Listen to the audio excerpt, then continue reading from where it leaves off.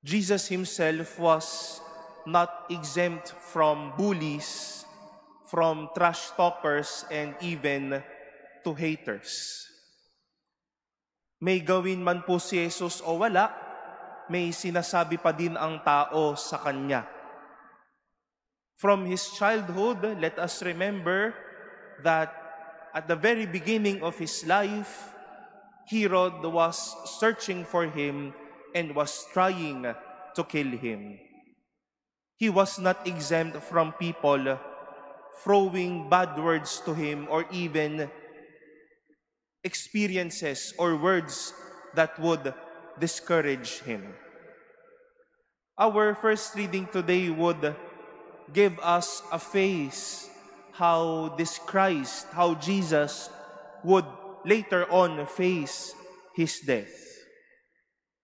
More than the slashes of the flagellation, the heaviness of the cross that he carried, the thorns on his head, Jesus faced death with dirty and bad words from people, accusing him, throwing bad words to him, throwing maybe unnecessary exaltations that would reflect their own misconceived agenda about the Lord. Pinahirapan na siya, binatuhan pa siya ng mga masasamang mga salita. Even again, while he was still alive, as I've said, Jesus was not exempt from bullies. If we will try to imagine the scene of our gospel today, para pong nabastos si Jesus. He was speaking around this group of people and maybe teaching them, but others intercepted or maybe nagpasikat para sila ay marinig ni Jesus. They were again trying to question him again and was trying to dig a point at Jesus. And they thought that they will sway the attention and maybe the intention of the Lord. But it was a no-no for Jesus.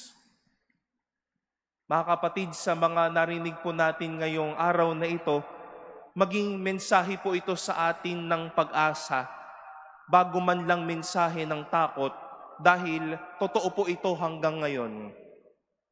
Hindi nagtatagumpay ang mga nang-aaway.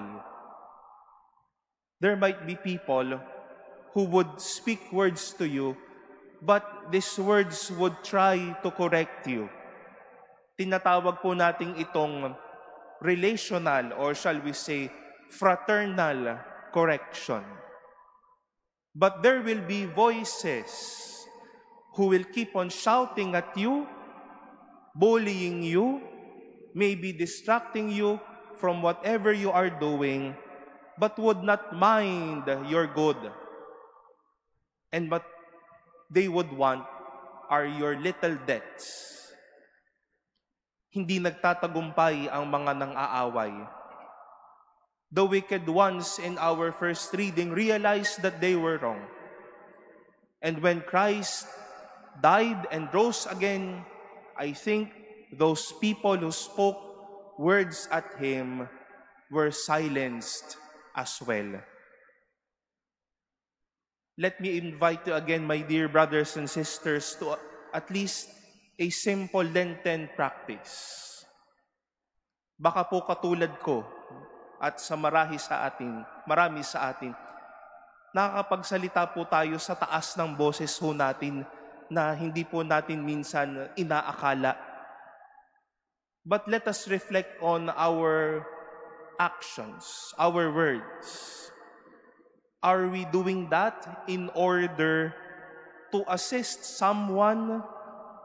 Or are we shouting at others, speaking at others, or communicating our words to others so that we can pin painful and even threaten an innocent life.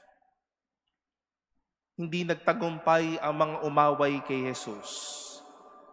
Ang nagtagumpay, yung boses na sumuporta sa Kanya, boses at tao na nagmahal, mga boses na nagtatayo ng mga inaaway, at yung boses at yung puso na nagpapalakas ng loob. My dear friends, in this time when bullying can also be in words, let us be there to inspire and encourage one another.